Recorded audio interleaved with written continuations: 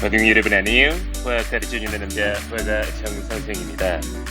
선생님이 여러 가지 목소리로 강의 오픈을 준비하고 있는데 어떤 게 제일 나은지 여러분들이 꼭 게시판 또는 선생님한테 편한 방식으로 말씀해 주시기 바랍니다.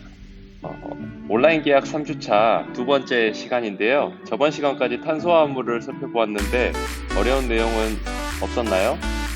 질의응답은 언제든지 가능하니까 편하게 하시기 바라고요. 선생님이 이제 수업을 하기에 앞서서 여러분들 잠도 깨고 수업에 집중할 수 있는 아주 재미있는 개그라고 해서 아재 개그를 준비를 했습니다. 이제 아재 개그 타임을 약 한 1분에서 2분 정도 늘 갖고 수업을 시작하도록 하겠습니다. 그러면 먼저 첫 번째 이수가 키우는 개부터 준비했습니다. 이수가 키우는 개를 뭐라고 할까요? 3, 2, 1. 그렇지. 이쑤시개입니다. 이쑤시개. 두 번째, 그렇다면 석유가 도착하는데 걸리는 시간은 얼마나 걸릴까요? 3, 2, 1. 그렇지. 5일이에요. 좋아. 그 다음에 세 번째, 푸가 두 마리면 뭐라고 할까? 3, 2, 1. 와우. 이프입니다. 다시 한번 간단하게 설명하면 이프. 재밌군요. 그리고 푸가 세 마리라고 하면 뭐라고 할까? 오 마이 갓. 샴푸입니다. 샴푸. 그러면 푸가 네 마리면 뭘까? 그림에 힌트가 나와 있네. 3, 2, 1. 그렇지. 샤프입니다. 샤프. 그럼 마지막으로 역시 재미있는 선생님이 마지막 퀴즈. 푸가 다섯 마리면 뭘까요? 참고로 그림에 힌트가 있습니다. 그러면 본격적으로 오늘 배울 내용, 몰이라는 내용에 대해서 간단하게 선생님이 브리핑하고 그 내용에 대해서 살펴보도록 하겠습니다. 오늘 배울 내용은 몰이라는 내용으로 교과서는 23페이지부터 26페이지까지의 내용입니다. 몰이라는 부분은 화학원을 포기하는 학생들의 첫 번째 관문이 되기도 합니다. 그래서 어렵다고 느낄 수도 있겠지만 이해가 안 되는 게 지극히 정상이고 선생님과 여러 번 복습하고 문제를 함께 풀다 보면 자연스럽게 이해가 되니까 자기 자신을 자책하지 않았으면 좋겠습니다. 오늘 또 그럼 본격적인 수업에 나가기에 앞서 학습 목표부터 살펴보고 내용을 살펴보도록 하겠습니다. 몰과 아보가드로 수의 의미를 알 수 있다. 이거는 선생님이 다음 시간에 설명을 할 거예요. 원자량과 두 번째 분자량을 설명할 수 있다. 이건 이번 시간에 할 거고 여러 가지 물질의 일몰의 질량과 부피라는 것을 나타낼 수 있다. 이것도 다음 시간에 하도록 하겠습니다. 그러면 먼저 원소 기호와 화학식, 우리 제일 첫 시간에 화학의 기초에서 배웠던 부분부터 살펴보도록 하겠습니다. 먼저 원소를 간단하게 나타낸 것을 뭐라고 했었죠? 그렇죠. 원소 기호라고 했었습니다. 원소 기호는 알파벳의 첫 글자는 어떻게 쓴다고 했어? 그렇지. 대문자로 쓴다고 했었고, 중간 글자나 나머지 글자는 선생님이 소문자로 쓴다고 했었지. 그래서 우리 연습했던 거 다시 한번 복습해보면 수소는 하이드로젠이라고 할 수 있고 원소 기호는 그렇지. H라고 쓸 수 있습니다. 두 번째 헬륨 같은 경우도 H라고 쓸 수도 있겠지만 그러면 수소랑 헬륨이 구별이 안 되기 때문에 두 번째 글자인 E까지 이때 E는 소문자로 써주면 되겠습니다. 세 번째 탄소라는 것은 카본이라고 하는데요. 카본에서의 맨 앞 대문자를 따와서 C 이렇게 쓰면 되고 산소 옥시전은 O, 질소 나이트로젠은 N, 염소 클로린은 Cl 이렇게 쓰면 됩니다. 왜냐하면 C만 쓰면은 탄소랑 구별이 되지 않기 때문에 뒤에 L까지도 써준다는 것. 칼슘 같은 경우도 역시 Ca, 구리는 CO가 아니라 CU입니다. 왜 CO는 아니에요? 여러분 CO는 코발트라는 물질이 따로 있기 때문에 CU라고 씁니다. 그 다음에 철은 Fe. 선생님 철 아이론인데 왜 Fe라고 쓰나요? 철이 Fe 펄럼이라고 해서 다르게 읽는 방법이 또 하나 있고 거기서 이제 따와서 Fe라고 쓰고 여러분 아이언맨이라고 알아요? 아이언맨? 그렇지. 아이언맨에서 이 아이언이 이 철이야 철 아이론이라고 해서 철 아이론맨 해서 철맨이 철 남자라는 뜻이거든요. 그러니까 그런 것들도 잘 알으면 좋을 것 같아요. 이 원소기호 같은 경우는 선생님이 따로 설명을 해줄 수 있는 부분이 아니라 암기이기 때문에 이 정도는 근데 그렇다고 해서 굳이 막 연습장에 계속 쓰면서 암기를 할 필요가 없는 게 문제를 풀다 보면 자연스럽게 이 원소기호가 숙지가 되니까 그냥 아 이건 맘 편해 그냥 외워지겠지 언젠가는 이런 생각으로 하면 되겠습니다. 두 번째, 원소 기호와 숫자를 이용해서 물질을 이루는 원소의 종류와 개수를 나타낸 식을 뭐라고 하냐면 화학식이라고 합니다. 화학식. 그래서 이 화학식 같은 경우는 원소들의 원소 기호를 쓰고 원소 뒤에다가 아래 첨자라고 해서 작은 글씨로 원자의 개수를 나타내 줍니다. 이 화학식의 종류로는 분자의 화학식을 나타내는 분자식, 그리고 실험식이라는 게 있는데, 선생님, 실험식은 실험할 때 쓰는 식을 실험식이라고 하나요? 아니요, 실험식은 여기 밑에서 정의로 선생님 다시 한번 설명해 줄 테니까 일단은 화학식에는 분자식이라는 것과 실험식이라는 게 있다. 이렇게 알고 설명을 하도록 하겠습니다. 그럼 첫 번째, 분자식부터 살펴볼게요. 분자식은 말 그대로 분자를 이루고 있는 원자의 종류와 개수를 나타낸 식입니다. 그래서 우리가 잘 알고 있는 분자식 물은 그렇지 H2O. H2O에서 여기 숫자 2는 수소가 2개 결합에 참여해서 물이 만들어진다. 산소 같은 경우는 산소 1개가 결합에 참여해서 물이 만들어진다. 이렇게 보면 되겠죠. 이산화탄소 같은 경우는 CO2. 그럼 여기는 또 한번 설명해 보면 이산화탄소라는 분자는 탄소 1개랑 산소 몇 개? 그렇지. 2개가 합쳐져서 이산화탄소를 만들어 준다. 이렇게 보면 되겠고, 암모니아 같은 경우는 NH3라고 쓸 수 있고, 메테인은 CH4 이렇게 쓸 수 있습니다. 이런 분자식들 천천히 다 수업하면서 자연스럽게 암기하게 되니까 역시 넘어가도록 하겠습니다. 두 번째로는 실험식입니다. 실험식. 실험식은 물질을 이루는 원자의 개수를 가장 간단한 정수비로 나타낸 거예요. 그럼 선생님이 한번 해볼게. 먼저 포도당은 분자식이 어떻게 되냐면 탄소 6개, 수소 12개, 산소 6개로 돼 있어. 이것의 실험식을 구하라고 하면 어떤 숫자로 나눠주면 돼? 다 6으로 나눠주면 되겠지. 다 6으로 나눠주게 되면 몇이야? 그치, CH2O. 쌤, 이런 생략한다고 했으니까 포도당의 실험식을 써라 하면 CH2O 이렇게 쓰면 됩니다.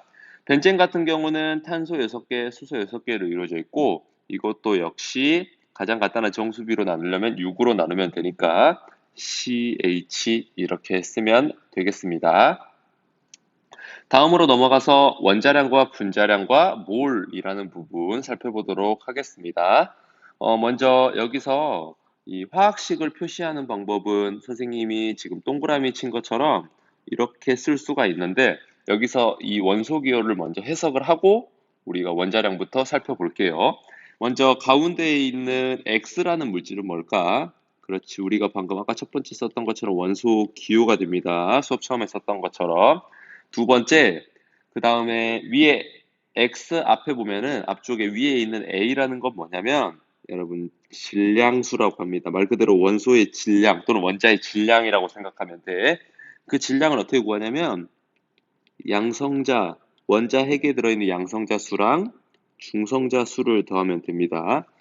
선생님, 저번 시간에, 제일 첫 시간에 원자는 조금 복습해보자. 원자는 선생님 원자핵이랑 전자로 이루어져 있다고 했었고 그 원자핵은 양성자랑 중성자로 이루어져 있다고 했었는데 왜 원자의 무게를 측정하는데 전자의 무게는 빼나요? 이렇게 생각할 수 있는데 선생님이 제일 첫 시간에 설명을 했을 때 무게는 양성자랑 중성자가 거의 같고 전자가 얼마큼 가볍다고 했어? 그치, 전자는 이공 밑에 쓸 공간 있어 아래다 쓸게. 전자는 대략 1800배 정도 가볍다라고 했었지. 그래서 전자 하나에다가 약 1800 정도를 곱해줘야지 양성자나 중성자 하나의 무게랑 똑같기 때문에 그런 숫자를 모르더라도 그냥 너무 가볍기 때문에 전자는 무시해준다 이렇게 하면 되겠습니다. 그 다음에 B 같은 경우 X 앞에 써져 있는 작은 숫자 B는 여러분 원자 번호라고 쓸 수 있어요. 원자 번호. 원자 번호 우리 주기율표 배웠을 때 그 여러분들 막 노래처럼도 외웠던 거 있잖아요. 수, 헬리, 배붕탄, 뭐 질산풀, 네온 막 이런 것들 있잖아요. 그게 원자 번호 순서대로고 원자 번호는 어떻게 결정되냐면 원자 핵 속에 들어가 있는 양성자 수로 결정을 하는 거예요. 예전에 첫 시간에 배웠을 텐데 양성자 수랑 전자는 뭘 결정한다고 했었어? 화학적 성질을 결정한다고 했었지. 그 다음에 이 원자 번호 양성자 수는 중성 상태라고 하면 양성자랑 전자랑 같은 상태가 되겠죠. 그래서 중성 상태일 때 전자의 수랑도 같다. 이렇게 쓸 수 있겠습니다. 그 다음 그 뒤에 이 플러스를 갖기도 하고 마이너스를 갖기도 하는 C는 전하라고 해서 플러스를 띄게 되면 양전하 또는 양이온, 그 다음 마이너스를 띄면 음전하 또는 음이온 이렇게 쓸 수 있습니다. 그러면 원자량을 살펴보도록 할게요. 원자량은 말 그대로 원자의 일단 의미부터 해석하고 가자. 원자의 질량을 말합니다. 원자의 질량. 그래서 원자의 질량은 우리가 지금 원자를 이제 발견하는 게 이제서야 조금씩 되고 있는데 그때 당시에 이 화학이라는 학문을 정립할 때 이 원자는 관찰할 수도 없기 때문에 질량을 물론 측정을 할 수도 없었어요. 그래서 하지만 우리가 질량을 측정을 하지 않더라도 뭔가 공통된 단위가 필요했던 거야. 어떤 양을 계산을 할 때. 그래서 우리가 공통된 양을 약속을 했는데 어떻게 약속을 했냐면 질량수가 12인 탄소 원자. 선생님 질량수는 지금 보면 원소기호 앞에 작은 숫자를 쓰니까 이렇게 쓸 수 있겠네. 질량수가 12인 탄소 원자의 질량을 12.00이라고 하자. 그냥 너무 쉽게 생각하면 돼. 그냥 10이니까 10이라고 읽는다. 이렇게 생각하면 됩니다. 12.00으로 정하고 이를 기준으로 상대적인 질량을 측정한 걸로 선생님이 늘 이거 계속해서 시험에 내왔어요. 단 한 해에도 선생님이 되고 나서 한 번도 빠짐없이 이 문제는 냈던 것 같아. 그러면 이번에도 나온다라고 할 수 있겠지. 원자량은 상대적인 무게이기 때문에 단위가 없어요. 상대적인 무게라고 하면 아래 무게저울처럼 질량을 재는 걸 상대적 단위라고 합니다. 그럼 우리 질량수가 12인 탄소 원자를 10이라고 했으니까 여기 수소를 한번 재보자. 실제로도 이렇게 해서 원자량을 나머지를 다 구할 수 있었습니다. 하나씩은 놓고 하지 못했겠지. 예를 들어서 뭐 12g을 올려놨더니 수소는 몇 g을 올린 거랑 똑같다. 이렇게 해서 우리가 개수량을 측정을 한 거예요. 그래서 보니까 탄소 하나가 수소 12개랑 똑같아. 그럼 이 식을 세워보면 탄소 하나는 12였지. 그게 한 개는 수소는 몇일까? 그게 12개랑 똑같다 하면은 수소는 한 개의 무게 몇이야? 그렇지. 1이 되겠죠. 산소 같은 경우는 산소 3개가 탄소 4개랑 똑같았어. 그러면 탄소가 아까 10이라고 했으니까 탄소가 4개가 산소 5라고 할게, 산소 3개랑 같다 하면 산소는 몇이에요? 그렇지. 16이 되겠지. 이렇게 해서 다 원자량을 구했고 선생님이 원자량을 1번부터 20번까지 여러분들 다 외우라고 하면 너무 어렵기 때문에 선생님이 원자량 구하는 공식을 계산을 했어요. 만들어냈어. 사실 내가 만든 건 아니고 다른 데서 퍼온 거죠. 정확히 말하면. 그럼 거기에 대해서 한번 써볼게. 원자량이 홀수일 때는 2n 플러스 1 이렇게 구할 수 있어요. 이때 n이 원자 번호가 되는 거야. 짝수일 때는 원자 번호가 짝수일 땐 그냥 2만 곱하면 돼. 2n. 근데 그것이 맞지 않는 예외가 수소는 1, 베릴륨은 9, 질소는 14, 염소는 35.5, 아르곤은 40이다. 이렇게 5가지만 예외로 하고 우리가 배우는 지금 1번부터 20번까지의 주기율표에서는 나머지가 다 적용이 됩니다. 그러면 선생님과 하나씩 한번 해보도록 하겠습니다. 그럼 방금 배운 대로 연습을 한번 해볼게. 그 전에 방금 배웠던 원자 번호가 홀수일 때는 여러분 공식 까먹을 수 있었으니까 2n 플러스 1 이렇게 구할 수 있고 짝수일 때는 2만 곱하는 2n 이렇게 쓸 수 있다라고 했어요. 그때 우리가 지금 예외부터 먼저 채우고 가자. 수소는 몇이었어? 아직 여러분들 안 외워졌을 수도 있지만 이 부분은 좀 암기 부탁드립니다. 수소는 1, 질소 같은 경우는 몇이었어?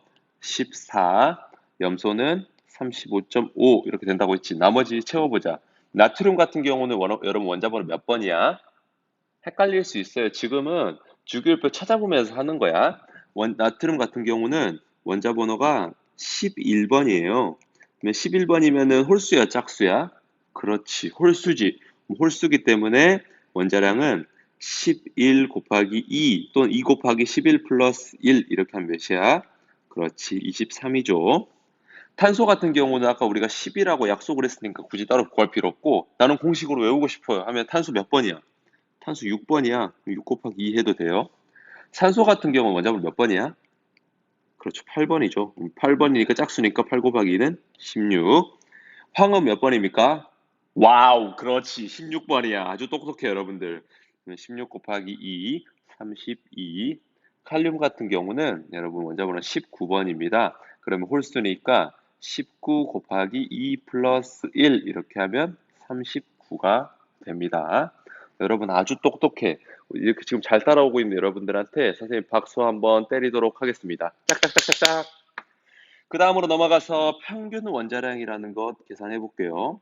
선생님 방금 원자량 배웠는데 왜 평균을 내요? 평균 원자량 말이 왜 들어가나요?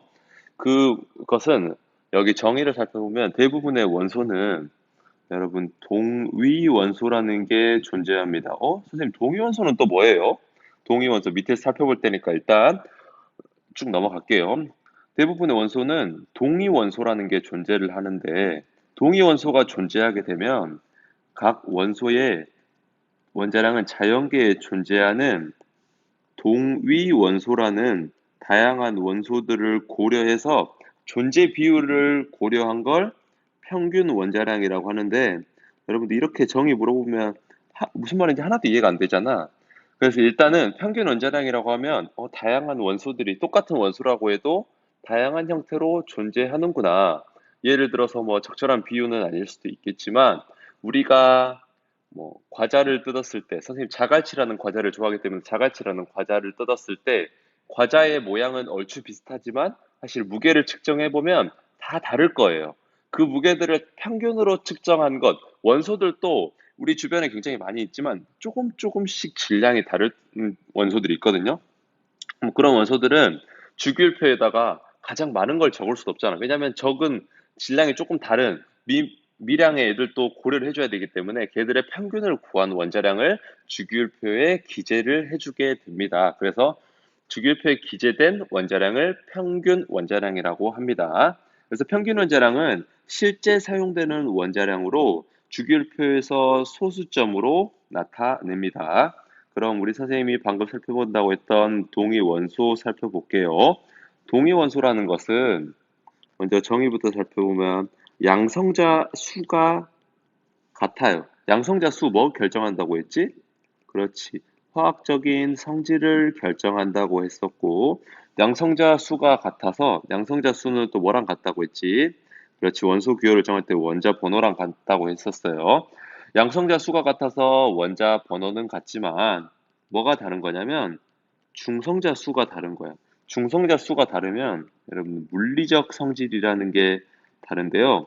물리적 성질은 뭐냐면 선생님 여기 써볼게요. 물리적 성질은 뭐 무게, 그 다음에 부피, 뭐 밀도 이런 것들, 뭐 그다음 끓는 점, 녹는 점 이런 것과 같이 표면적으로 보이는 성질이라고 하면 되겠습니다. 그래서 중성자 수가 달라서 아니면 물리적 성질이 이해가 안 되면 그냥 무게가 다르다는 뜻이구나 이렇게 말하면 됩니다. 중성자 수가 달라서 무게가 달라지니까 질량이 다른 원소 관계를 말합니다. 예를 들어서 우리 탄소 같은 경우는 질량수 위쪽에 쓴다고 했잖아. 질량수가 12인 탄소가 우리 살고 있는 삶에서는 대략 98.9%, 거의 그냥 99%라고 생각을 하면 될 정도로 100개 중에서 99개가 질량수가 12인 탄소일 정도로 많습니다.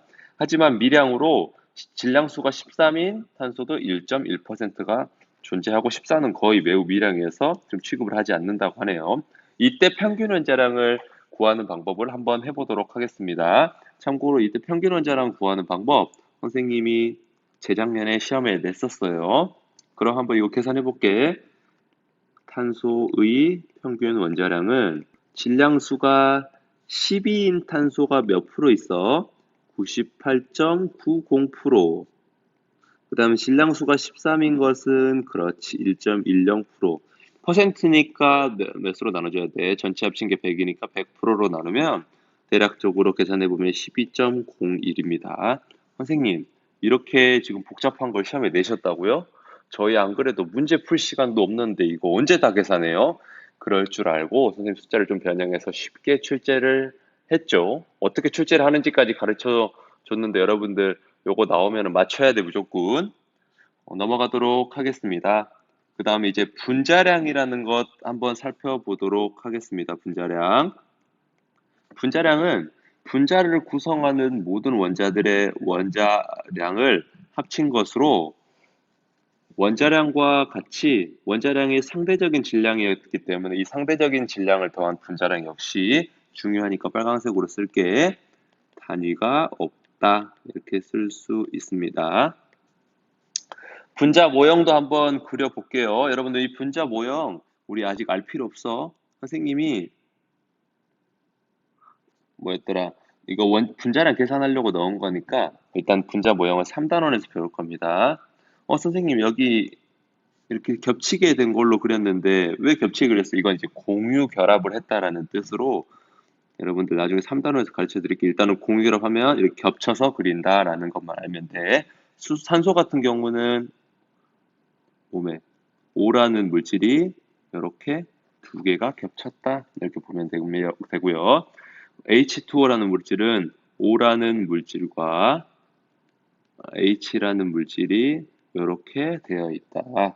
그다음에 이산화탄소는 탄소라는 물질과 산소라는 물질이 이렇게 되어 있다. 선생님 똑같이 두 개 결합했는데 물이랑 이산화탄소의 구조가 왜 달라요? 이 구조가 다른 이유도 역시 3단원에서 같이 될 테니까 일단은 우리 분자량 계산하는 것만 일단 천천히 해보도록 하겠습니다. 구성 원자라고 하면은 선생님이 원자 하면 무조건 개수 쓰라고 했었네. 수소 분자 H2 같은 경우는 그러면 구성 원자 개수 구하면 몇 개야? 그렇지. H 두 개. 산소도 O2니까 두 개.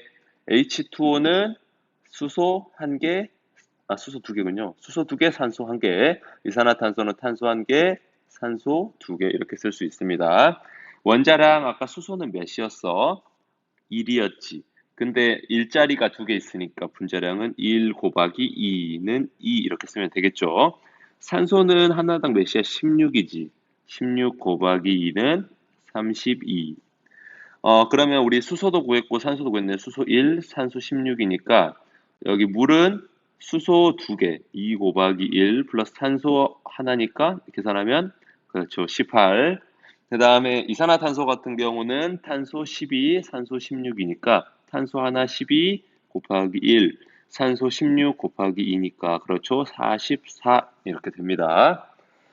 분자를 구성하는 이제 역시 분자도 동위 원소, 질량이 다른 물질이겠지. 동위 원소에 따라서 같은 분자지만 분자의 무게인 분자량이 달라질 수 있는데 선생님이 원자의 질량 다 구해놨네.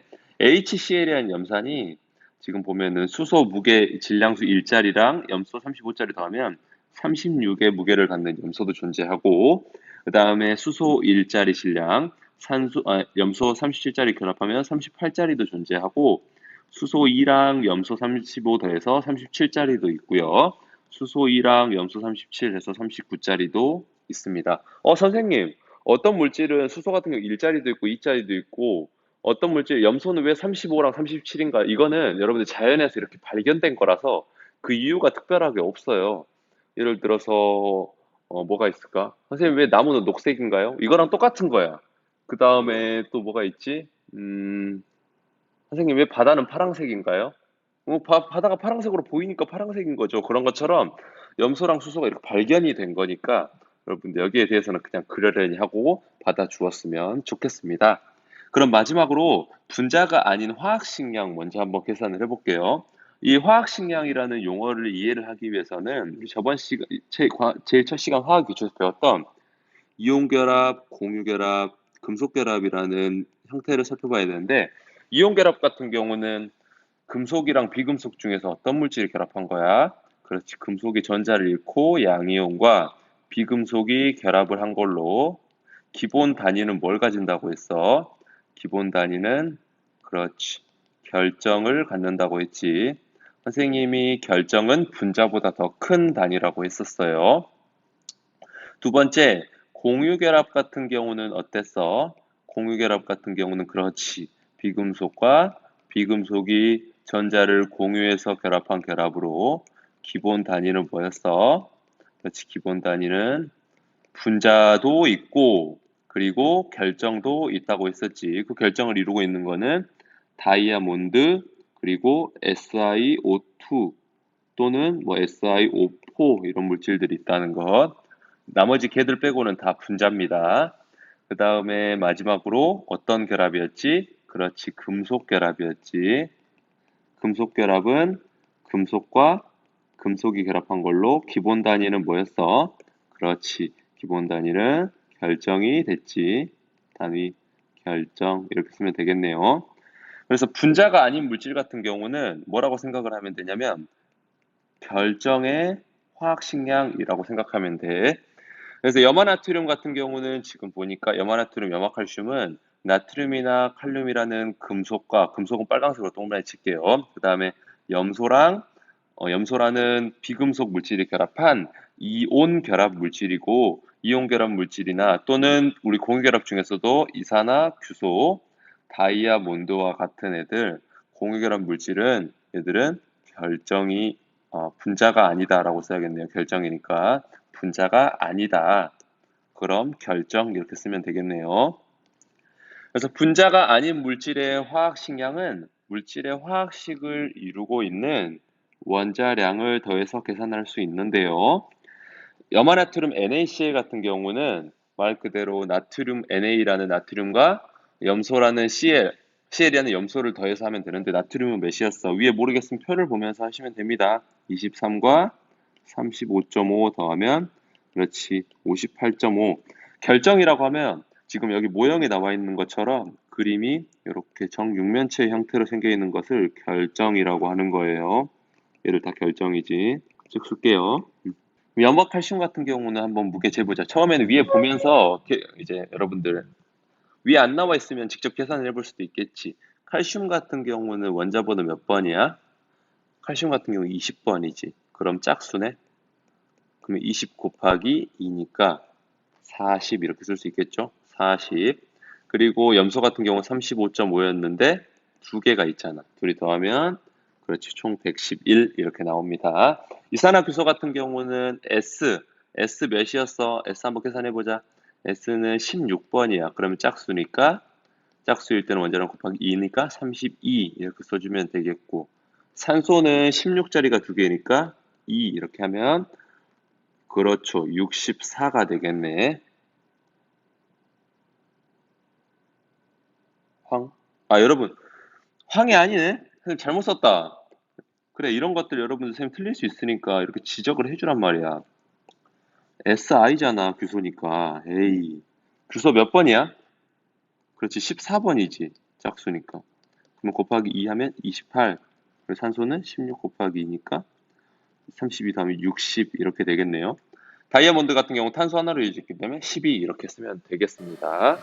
여러분, 이제 우리가 본격적으로 뭐를 배우기 앞서서 원자량, 분자량, 그 다음에 동위 원소, 평균 원자량 등 뭐를 배우기 위한 기초 과정을 이번 시간에 살펴보았습니다.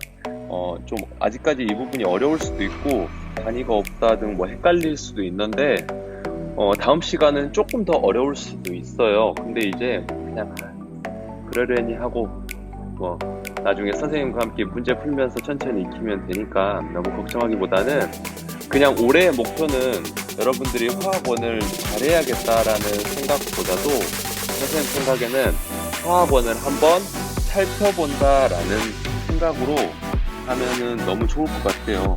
선생님은 여러분들한테 좀 부담을 안 주고 싶고 우리 화둥이들 덕분에 선생님이 이렇게 수업을 하고 있는 거니까 너무 부담 갖지 말고 언제든지 모르면은 선생님한테 물어보면서 얼른 계약하고도 언제든지 여러분과 수업할 수 있는 그날을 기약하며 오늘 수업 마무리하도록 하겠습니다. 오늘 하루도 고생 많으셨습니다. 바이바이.